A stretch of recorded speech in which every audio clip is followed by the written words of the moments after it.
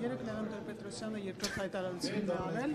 նշելով, որ առաքված ընդդիմությանը միավորող միակարող ուժը դա Սամվել Կարապետյանը, նաև նշել է, որ դա ոչ թե քաղաքական, այլ ազգի պետության խնդիր է, ինչպես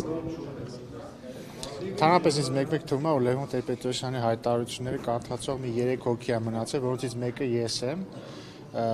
Ես արդեն գնահատել եմ իրականում, թե շատ ցավալի եւ խայտառակ անկում է ապրել պարոն Տեր-Պետրոսյանը եւ ոչ ոքի չեմ ցանկանա իր քաղաքական կարիերայի ավարտում